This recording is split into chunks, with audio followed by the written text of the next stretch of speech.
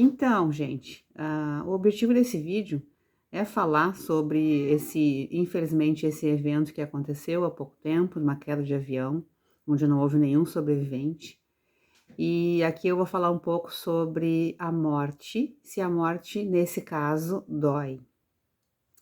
Então, como nesse canal eu falo muito sobre o sistema nervoso, sobre como nosso corpo, nosso cérebro funciona em caso de traumas, em caso de perigo.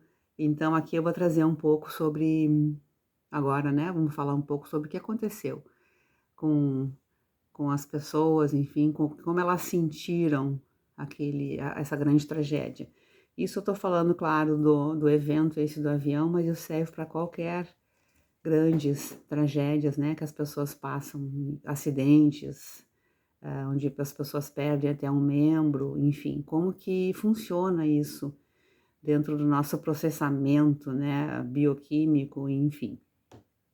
O que acontece quando a gente está em situações de perigo muito extremo? Assim, a gente vai acionar, nosso sistema nervoso aciona, ativa o nosso modo luta ou fuga. A gente vai de uma forma involuntária, porque é do sistema nervoso isso, né, simpático e parasimpático, é algo que a gente não controla, ele funciona por si só. E então a gente entra no modo de luta e fuga, em momentos assim de perigo muito grande, muito iminente. No caso da queda de avião, o nosso sistema nervoso e o sistema nervoso daquelas pessoas, né, das que estavam dentro do avião, ele ativa para o modo luta ou fuga. Como não tem como lutar ou fugir, ele congela. Então, como é que funciona isso? Deixa eu mostrar aqui no rápido gráfico que eu fiz de forma amadora e colegial, mas enfim, aqui tem um gráfico onde mostra, aqui é o tempo, o gráfico do tempo, aqui é o sistema nervoso simpático, aqui é o parasimpático. O simpático, ele é ativado no nosso dia a dia, da gente, né, ter uma ação, é o que nos impulsiona, é o que faz a gente estar, a gente ter respostas, né, assim, respostas ativas. O parasimpático é o que vai fazer a gente normalizar. Então, se a gente se ativa muito, lá vem depois, mais tarde, o parasimpático e vai regular. Então, a gente está sempre nessa regulação ativa, volta ao normal, ativa, volta ao normal. Isso faz parte da nossa dia a dia, enfim, faz parte da nossa regulação. Quando acontece acidentes assim graves, o sistema nervoso simpático, ele ativa no seu extremo para acionar, né? Então, tem toda uma química do estresse é, é ativada, então, no nosso corpo para a gente responder àquele evento. No caso de eventos muito impactantes, o sistema nervoso simpático ativa e teria que ter um momento em que ele seria desativado, que entraria o parasimpático para desativar. No caso de não ter como desativar, porque o evento é muito impactante e o perigo não acabou, porque se é uma situação de um assalto, a pessoa passa, né, vive aquele momento, o sistema nervoso é ativado para lutar ou fugir. No momento que passou, que o assalto acabou, enfim, ou a pessoa conseguiu fugir, vai ter a descarga de toda aquela informação, né, do estresse, aquela informação biológica que houve no corpo. Vai ter uma descarga. A gente não fica o tempo inteiro ativado no estresse. Né, num caso um caso normal, assim, num caso de saúde, a gente ativa e desativa. Esse é o funcionamento correto. Quando passa o perigo, vai haver a descarga. Se não houver a descarga, porque a pessoa, por exemplo, não deu tanta importância, já passou, ou alguém chega, já passou, não dá bola, já acabou, não pensa mais nisso, aquela carga que foi acionada, ela não é descarregada. E ali fica no corpo esse registro. E aí acontece a traumatização. O trauma é inevitável, a traumatização é evitável. Para evitar, então, a traumatização, a gente tem que seguir no próximo passo, deixar o corpo dar o próximo passo, que é descarregar. No caso de o perigo não passar, que foi na queda do avião,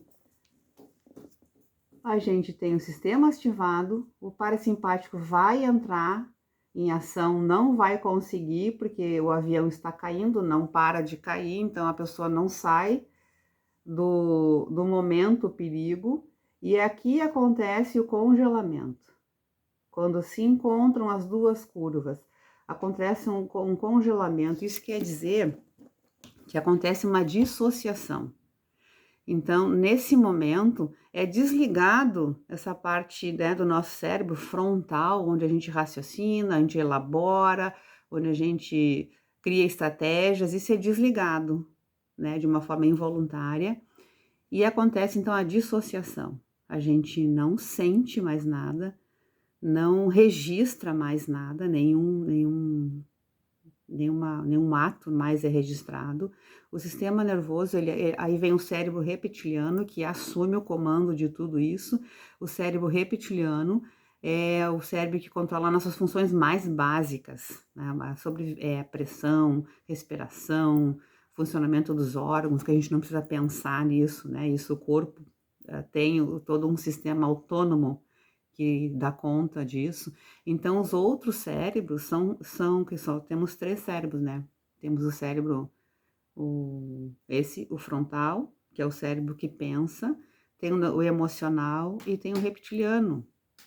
O reptiliano, ele nunca é desligado, é o primeiro a funcionar quando a gente nasce e o último a desligar quando a vida se encerra.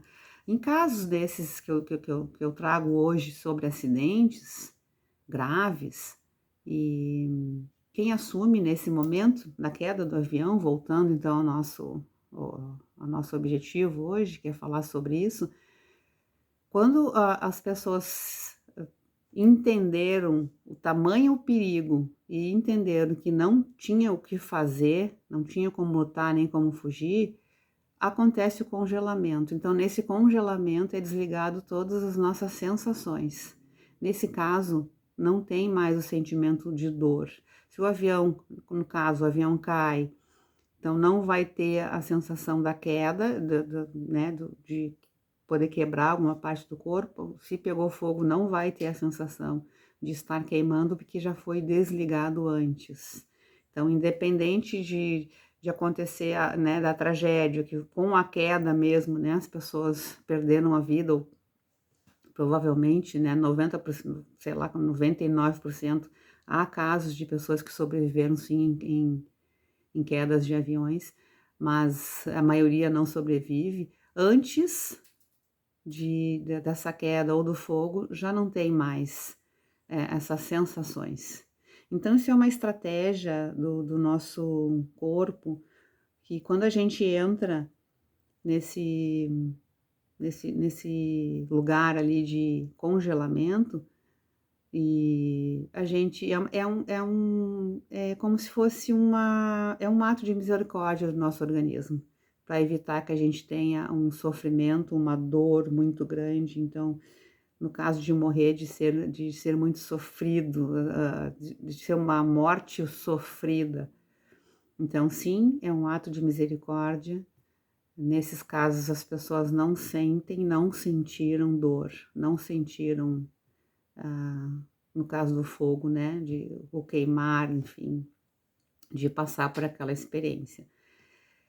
Isso é uma informação, né, que não tira a dor de quem perdeu seus entes queridos em qualquer situação, mas é uma informação que pode trazer um pouco mais de conforto, sabendo que não houve esse sofrimento nesse momento, né, final.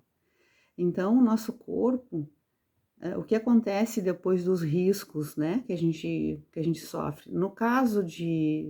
Nesse caso da queda de avião, que as pessoas morreram, encerrou-se por ali, né? Não tem, o corpo simplesmente se preparou para a queda, se preparou e desligou, né, as conexões que trariam possível dor.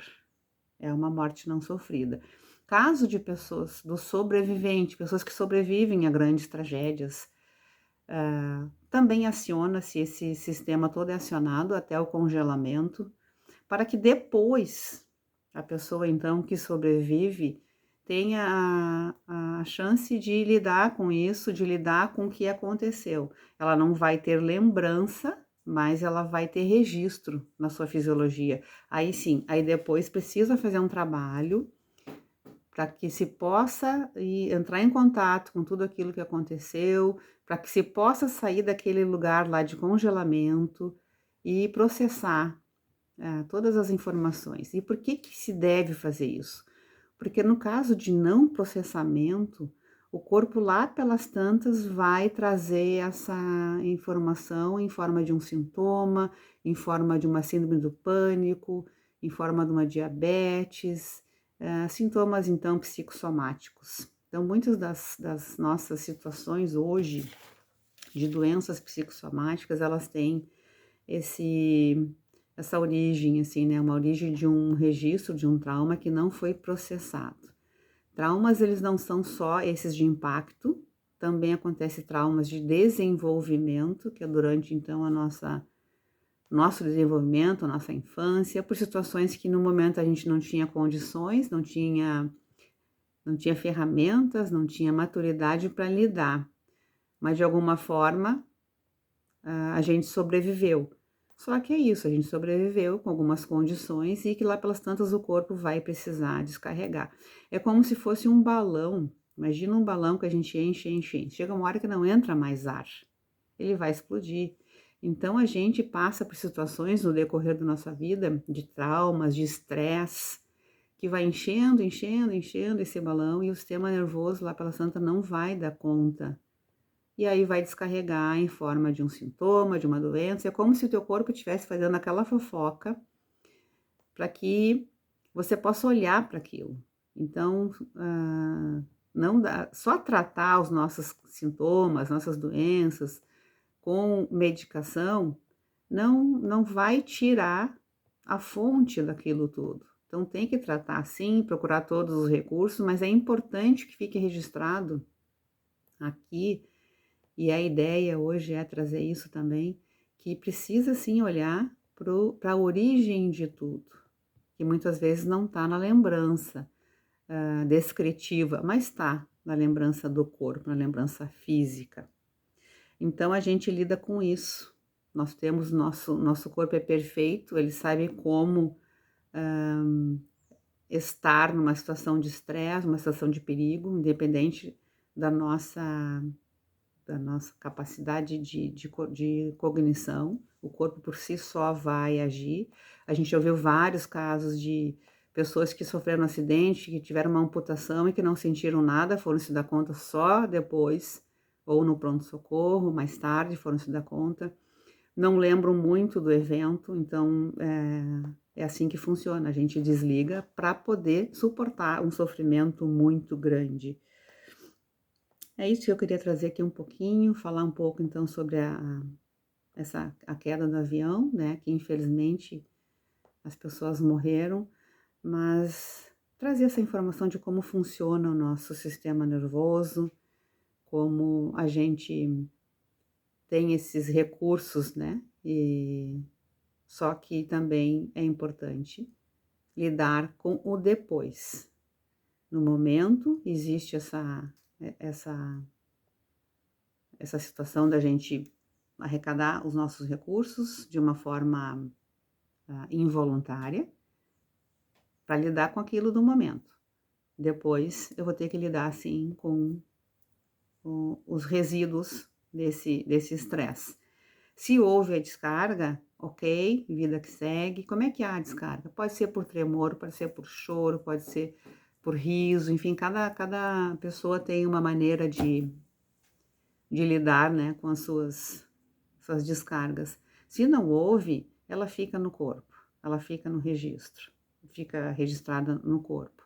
Aí sim, aí precisa em algum momento olhar para que isso não se torne depois uma condição limitante de saúde. Acho que é isso que eu queria trazer aqui um pouquinho sobre como funciona então a nossa fisiologia. E aqui é o espaço para a gente tratar isso, lidar com isso, é onde eu trago também essa possibilidade de o que fazer depois de traumas, ou eu não sei que eu tenho, se eu tenho trauma, mas eu tenho sintomas. Olhar para esses sintomas e buscar a origem e buscar o que que ainda está preso, que não foi processado no meu sistema nervoso, dar esse espaço de processamento. Precisa ser, é um trabalho muito cuidadoso, porque a gente vai entrar num lugar onde está tudo muito fechadinho, muito guardado, eu não quero lembrar, então de alguma forma aquilo está, né, guardado no meu corpo, mas a gente vai trabalhando essas crenças, vai baixando as barreiras, vai deixando com que isso seja processado e te permitindo então ter uma vida mais saudável. Então todos nós passamos por traumas. Claro, tem esses de maior impacto e que as pessoas muitas vezes não sobrevivem nesses grandes traumas, né, essas grandes tragédias. E os que sobrevivem precisam depois olhar para isso, mas fora as grandes tragédias, a gente tem também a nossa vida que já nos proporciona, né, passar por situações também mais difíceis. Tem sim o que fazer, tem como olhar para isso de uma forma gentil, amorosa, cuidadosa, tem como a gente dar o amparo necessário para tudo aquilo em nós que não foi processado. Então é um olhar sim, com um olhar carinhoso, um olhar cuidadoso, um olhar de compaixão, comigo mesmo, para que então a gente possa se liberar de algumas amarras, para a gente possa entender coisas que até então não tem explicação, por que que eu sinto isso, por que que eu acordo de noite, por que que eu tenho suadores, por que que, enfim, tantos porquês, né? É importante a gente ouvir o corpo. Então fica aqui esse recado, em casos de grandes tragédias, nós temos um mecanismo muito potente de proteção, para que a gente não sofra, não seja muito sofrida com a morte ou uma possível sobrevivência, para que também eu possa lidar com isso depois, tá bom? Até a próxima.